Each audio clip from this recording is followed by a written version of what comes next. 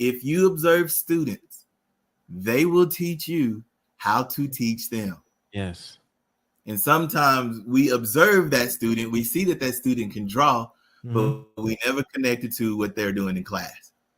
I remember several times teachers were telling me to be quiet in class because this is a quiet classroom. This is a quiet classroom. And little did they know that my gift was my mouth. And now I get paid to speak. I get paid to workshop. They were shunning and quieting my gift and not explaining to me when to use it, when not to use it. They were just saying, be quiet because I said so. Not be quiet because to others, you may be a distraction sometimes. And I mean, that's the same way here. Perhaps that student is, and perhaps the student is like, man, I just want to go to, I just want to do my art. Then you got to connect it. Well, the reason why we got to read is because you may one day have an art gallery, but you're going to have to read that contract to make sure that they don't rob you for your art. It may be a 70-30 split where they get 70% of the profits from your art gallery and you only get 30, but you won't know it you read unless you infer in that contract, unless you can understand the sequences. Or you may be trying to get a grant, but you're going to have to write an essay in order to get that grant to do in your hometown of your city, of your rows of that area. You're going to have to be able to read. Like, once again, it goes back to like those connections. Yeah. We got to connect why we are teaching and learning to their lives. Yeah. I love that. I tried all kind of different strategies. One of the things I used to try was working with the teacher and just saying, can this student bring this, whatever the assignment is, can they draw that out? Yeah. Is that an option? Right. Just trying to think from a UDL perspective, like, okay, maybe rather than them doing a 15-page paper or 5-page paper, can she draw like a comic strip? Or can she, I tried to see if there's different ways that she could still continue to do her artwork, but in a format that was, showed that she learned whatever the concept was and still be able to express herself artistically. So you gave me some good advice as well. So Thank you for that. And I mean, like I said before, every student is different. And once again, I think this is why I'm loving where education is going, where a lot of our teachers are no longer just saying, do that research report, turn it in. Back in our day, they used to give us 80 problems to do in math. Yeah. And now today's teachers and educators are a little smarter. They're saying, if you can show me mastery in 3, you don't have to do 900 problems. If you are using this skill and applying this strategy, we don't have to do the busy work like we used to. So I'm grateful for a lot of today's strategies and teachers now. There we go. All right. Yeah. Number 2, what we got? Number 2, we have to teach students how to think, not what to think. Okay. Tell me more. In order to once again, we're talking, the 4 ways to help the students do calculated risk is sometimes we want to spoon feed them. For us old school folks, sometimes fat meat is greasy, right?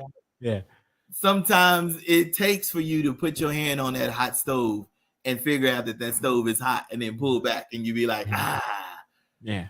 Sometimes it takes failures to happen. Sometimes we just got to show students how to think versus not what to think. And the reason why I go back to a time when I remember I was in elementary school and I remember my teachers were telling me so much about Christopher Columbus and how he was a hero. And now we can clearly see Christopher Columbus was not the hero that we grew up reading. Not at all. But did you ever push back when you're in school? Back then, no, because I didn't want to be in trouble. I was a kid with already 3 and 4 check marks. I didn't want to get to number 5. Then that means you got to call my mama. My mom's a teacher. And if my mama had to leave her school to come to my school, I was dead. So I knew how to get right up to that 3rd or 4th check mark and then shut it down. I wish I would have. But I also would have respected my teachers more if they showed me how to think. They would say, "Hey, you," because like I remember I used to say, "Wait a minute, how did Christopher Columbus find America? Who's this Americo America? Who's that guy?" Right. Like, wait, there's some inconsistencies happen. We just gonna brush over it? And I think that's the same way. We as educators can't give them our political, points of view, but we can teach them the truth, and we can show them how to research and let them grow from there. No matter what grade level, grade appropriateness at if you're in second grade, you're not going to talk about how Christopher Columbus gave all of the people in the community syphilis. Like, yeah, we're not going to say that. Probably can't have that conversation. Yeah. Right, that conversation is not happening. Mm-hmm. But in high school, you could lift that up and then give articles of research about that and say, don't just believe me. Let's go online and find some reputable websites and let's have that conversation. Because see, what happens is we all grow up, with our own biases, and sometimes we got to do that. And the only way we can do that is if we teach students how to think and not what to think. Adults too, parents too, administrators think, not what to think. So, okay, give me an example, right? So, because I'm with you on that. Now, I am a fan of co-teaching, for example, or maybe learning from your students. But typically, our typical format of teaching requires us to stand in front of the classroom and, share the content that we believe that they should know in the way that we believe in. And it's usually from the adult's perspective. Yeah. So tell me a little bit more. Give me an example of teaching a student how to think as opposed to what to think. Yeah, this is where those thinking strategies really could come in place. This is where some of those protocols could also come into place. So one of I love the most is put an image on the board. So last week I had an opportunity to serve some teachers, and the image that I put on the board was from the Little Rock Nine. And the protocol of See, Think, Wonder, or the thinking routine of See, Think, Wonder, for 2 minutes, write down everything you literally see on that image. So there's a Black lady walking through a crowd, and behind her you see many non-Black screaming and yelling and the vein popping out. So they would literally write Black woman unbothered walking. I see she's got shades on walking. I see the people behind her are screaming and veins popping out. And I see spittle coming out of her mouth. Like literally, what do you see? 2 minutes. Next, think. The thinking is the inference part. What do you infer based on this picture? And have the students literally write out what they think. And then lastly, wonder, which are questions. What questions do you have about this picture? See, think, one. End of the 2 minutes of each of those, have the students turn and talk and allow them to pull from the picture, allow them to look at the perspective, allow them to connect whatever metaphors or connections that they may have. And instead of you saying, yes, okay, now what you was correct, and spoon feeding what that picture is about, perhaps have some articles for them to read so then they can grow from it. And say, now let's put what we just learned back into context of this picture. What is this picture really sharing? What is this picture teaching? And so now I didn't tell them what to think. I gave them some articles to help them develop that thought on their own, teaching them how to think. Wow. Another way that I've seen teachers that could be done for adults too. Like I'm just thinking how important that could be for professional development strategy. Yeah. And I see it on Instagram, well, more Twitter and Facebook, where people put out an article and they say, before you read the headline, read the article first, then let's chop it up in the comments. So it's giving them a chance to read it, sit on it, reflect on it, connect it to their life, and then they have those meaningful conversations. Yeah, absolutely. See, think, wonder. Yeah. You just taught me something. I never used that strategy, but I'm definitely going to use that in a few. I Really? got a training. I got a training coming up, and I'm like, oh, that's perfect. Yeah, I want to say from Harvard. Oh, what is the name? I'm gonna pull it up real quick. See, Think, Wonder. Project Zero. There it is. It's called Project Project Zero. Zero, and they have several different thinking strategies that you can use. And I love using those because they really are simple strategies, just like this, to give students the time to critically think and then to share their thought and then to learn and then the next steps to grow. All right. This is a good conversation. I definitely appreciate. Like I said, I'm learning from you as well. Rundown number 3 for me. Yeah, number 3, be ready to remix your process. Because there are some students, let's just be real, there are some students who don't like you. You can't get upset because they don't like you. There are some students who prefer the other teacher. That's okay. Every student won't like you. So when they are trying to build their brand or when they're trying to take calculated risk, you can't take everything personal. Yeah. They come in with an attitude or they don't want to do the work. It may not be you. It just may be your teaching style.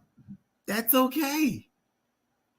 Pull back. Think of a way to remix it. Think of a way to modify it, to adjust it. Think of a way to retell it. Or if, like what I used to do, I would ask my colleague, like, hey, I've taught it these 3 ways. These students still don't have it. Can you come in and teach it your way? Maybe if you say it, and it could be the exact same thing. Yeah. But it's coming from that other teacher, they pick it up. I'm sure you've been through that before, since you're like a consultant and a workshop host and a moderator and facilitator, where you've been at a place and like the principal and some of the other PD people have said the exact same thing. But when you say it, the light bulbs come on, the eyes get big. Yep. Sometimes it's just that way. We just got to be ready to remix our learning and our thinking. So it sounds like you got to be very humble. So number 3, if I was to give it another name, be humble with your approach as an educator, because that's tough. You asking us to be okay with, it's like going to the barbershop and you got your go-to barber, and then now you I can't cut that style. And so now you got to give that up and say, okay, but my other barber, here's the other chair. This is the place to go. And I know that that's hard for some folks to give up that, that resource, that power, if you will. So, I mean, what tips would you give in that type of situation? Because that's, to me, I mean, I hear what you're saying. I agree. But how do I deal with that? Not my ego and all that stuff. Yeah. Learn one new thing. I think the perfect example was when COVID hit. Mm-hmm. There were so many millions of teachers who are used to teaching one way. Yep. Come to my class, be quiet, sit down. Here's my bell work. I'm going to do a whole group lesson, independent work time, turn in your work, go home. There were so many teachers who never used technology, smart boards, interactive whiteboards, iPads, none of it. They never used it. They stuck to what they knew. And then COVID shut the whole world down. Mm-hmm. And within 2 or 3 days, teachers, I'll include myself, had to learn Zoom, had to learn how to do breakout groups, had to use Microsoft Teams, had to learn Google Meet, had to learn Nearpod, had to learn Pear Deck, had to learn all of the Google Classroom, the LMSs, that whatever they had at their district. There was a whole bunch of new teaching, and it took yourself to humble yourself, to pause, to reflect, and say, it's for the students. So yeah, I'm going to learn this one new thing. And that's what I encourage teachers to do here. You've been teaching that lesson or that unit or that course that way for the last 18 something years. Yeah. But is it connecting to your students today? Yeah, you're doing it because it's the best way to pass a test. But will they even care when your course is over? Once again, how are you applying it to their real world outside of school, outside of class? So you may have to remix your lessons, your unit, your units, your course, your courses. But so what I'm hearing is Don't teach it. Don't teach this exact same thing every single school year or every semester, whatever it is. Be mindful of, you know what, my classroom demographics might shift, technology might change, pandemic might pop up again, like all these different factors that could show up in our work, and it's part of a process. Not it should be a living document. You know, they say your CV, your resume should be a living document. So should your teaching be when it comes to your syllabus or whatnot. Yeah, just be flexible. And we as educators are really good at that, because like I said, we'll go back to COVID. 3 days and we were down, like, what are we doing? Yeah. Then we rolled up them sleeves. Next thing you know, you had teachers who had never ever used technology. They were rocking technology. And now that we're back to full-time in class, some of those teachers are still utilizing a lot of those technology skills that they did. You just got to be ready to remix it. Got you. Yeah. All right, I'm gonna run these down real quick. So I got number 1, invest in their brand. Yes. Number 2, teach them how to think and not what to think. Correct. Number 3 was be ready to remix your process. Mm-hmm. What we got for number 4? Number 4 is real simple. Try it. Do you know how many people got this amazing idea, but they sit on it? They sit on that dream. They sit on that idea. No, try it. If you have a student who is a great artist and they say, I want to be a costume designer, try it. There are costume designers all around the neighborhood. Bring that person in. Bring those people in. Bring that group in. Zoom that person. Skype that person if you have to. FaceTime that person. Connect with them on Twitter. Hey, Twitter person. Hey, I'm a new follower. I've got a student who wants to be an artistic director. What advice do you have for them? Reach out to it. Try it. If you are saying to yourself, my students are not connecting this math to real world, connect it. Find the architects. Find the construction workers. Find the people who are using that calculus and that algebra 2 and that geometry in real life. Bring it to the school. Try it. If your students love to rap, throw it in some learning environment. Try it. It really works. Now, I'm not just saying that just to appropriate, whatever their culture is. Of course not. But once again, if you observe students, they will teach you how to teach them. So don't sit on it. Try it. If you have a student that says, yeah, I want to write a book. Do you know how easy it is to write a book now? And there are websites where afterwards, all you have to do is turn in the PDF and then they'll give you a hard copy for like $20-something. Yeah. Try it. Walmart, FedEx, your local Walgreens, CVS, they'll do it too. It's online now. There's nothing stopping you but you. So think about the students who come inside your class and they're like, yeah, I want to start a business. What's stopping them? Give them an opportunity to open up a booth at the football game. Give them an opportunity to open up the booth during the basketball game, during the dance. Let them run the school store and let them put the inventory in that school store. They got their ear to the street probably better than you do. What's stopping you? Nothing. Try it. And I want to just encourage like your listeners and your watchers. Y'all have dreams. You've got visions. It's never too late to start that dream. I say dream all the time just because of that. You've got some dope stuff that this world needs to see, that this world needs to experience. For whatever reason, you're scared to try it. I encourage you, homie, ma'am, sis, brother, try it. So no excuses when so you can't say, oh, well, I'm not familiar with coding, so I can't help this young student who wants to become a coder or programmer.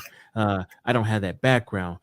No, you're saying reach out to your community, find those folks who are capable of doing this work or supporting. I mean, there's a lot. I mean, here's the thing. I get people reach out to me all the time, professors, even high school teachers, things like that. They'll reach out to me and say, hey, I have this event. We're looking for speakers who are entrepreneurs. Can you give us 30, 45 minutes? Yep. Can't pay you, but can you do this? I'm like, absolutely. Yeah. Absolutely. I will be. You tell me the date, the time, whenever it is, I will be there because just like you said, I can recognize that this teacher or whoever the person is that's reaching out to me recognizes that they have students that have a skill set that they want to help craft and hone, but maybe they don't have the knowledge or the know-how of how to get it done. However, they know people who they can reach out to that can support those students that, like you said, they can try it. Facts. Thank you. Hey, so I remember this one time. I'll share this quick story. I'm at the school, right? And I'm just there to visit teacher. Good friend of mine, just bringing teacher to lunch. Like, hey, I haven't seen you in a long time. Let's chat it up during this lunch, right thing. And so while I'm going there, I see a person playing a piano, like in the auditorium. Now I'm in my bag because I'm a pianist. I can do that thing. So I go over there, and they were trying to play a minor chord. I'll try to make it as easy as possible. They were trying to play a minor chord, and it wasn't fitting. And you can tell that they were getting frustrated. So I just walked down there, and me being bubbly, I was like, "Yo, what's up?" Like, "Oh, you digging it? You sound good. Play it again." So now I'm looking at their fingerings and see how they're playing it, and they're playing it in a very familiar key. And I'm like, "Okay, what you are trying to do is this right here." So then I show them the chord, and then I showed them 2 other passing chords to get to the next chord. And they was like, "Wait, what?" I said, "Yeah, let me show you again." And so I literally showed them. So imagine like Tupac's "I Ain't Mad at You." But imagine throwing some smaller chords in there.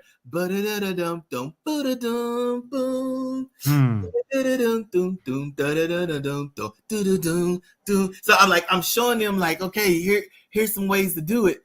And their eyes open up. And I was like, "Yeah, write it down real quick." So we wrote down the notes and the notations, the chords. And so while I'm walking out, that person immediately did it. And so I went on, rest of my day, and I ate lunch with a friend. And then I saw that student walking by on my way out. And the student gave me the greatest gift in the world. And it was the head nod. Yes. That was it. Man, you couldn't tell me I wasn't no cloud nine that day, man. I was like, yes. All we got to do. There are so many students who are dope. They just need a little bit of help, a little bit of encouragement, a little bit of motivation. I don't know where that student is now, but I know that student is rocking it just because some stranger didn't stay in her own lane. He saw a need and helped that person win. And then afterwards just went on about the business like it was a regular day. So when I say try it, it is literally that for our educators. You've got so many dope students in your classroom who got all these gifts and talents, and you may not know how to do it. There's somebody in your community who does. There's somebody on your Facebook group list or your group me text list, your colleagues from your college, your church members, your sorority, fraternity brothers and sisters, whatever it may be. There's no excuse. Find that person. If a person wants to be a scientist, find a scientist. If that person wants to be a chef, go find you a sous chef somewhere. Try it. Yes, listen. I have thoroughly. So you got me pumped. You make me want to go, man. That's what I'm talking about. I want to go try something. Like you got me hyped up, but it's legit real though. Legit real. So okay, invest in brand. Teach them how to think, not what to think. Yep. Be ready to remix your process. And try it. That's the 4th one. Now, I always like to ask. We got 4. Right. But do you have a bonus one for me? Okay, so here's a bonus one. Celebrate them. Celebrate them. They may fail. Celebrate them anyway. They may try that store and their prices are so ridiculous, nobody buys their stuff. Celebrate them anyway. Celebrate them trying. Celebrate them going after the dream. I heard a comedian once say, "Man, I'd rather try this dream and fail than be 80 years old regretting that I never tried that dream." So celebrate them. Even if it's just one small victory, To us, that may be one small victory. To them, it may be huge. Celebrate them. One of the ways that I do it, man, and this is just a dowdy thing. I'm going to cheer for you if I'm at an auditorium event, a concert or a recital or anything like that. As soon as I'm going to scream like it's the Super Bowl.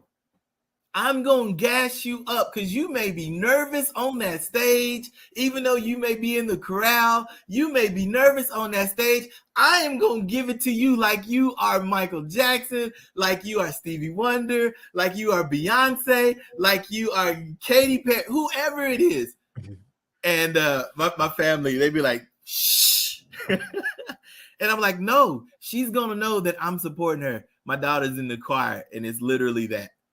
I will give a woo in a heartbeat just because I want her to know I'm out here. I'm here to celebrate you. If you hit the wrong note or not, I'm here to celebrate you. My son was in the band. Of course he was in the band because his dad was in the band. My son was in the band. And he was on the drum line. The same thing. As soon as that cadence was over, I was like, let's go. Loud. I'm celebrating them. And it's the same way here. Those small victories matter. And tying this thing all the way back around, Sheldon, when I was in class and that was my snare and I was making that beat on that desk and that beat was tight, that teacher heard it.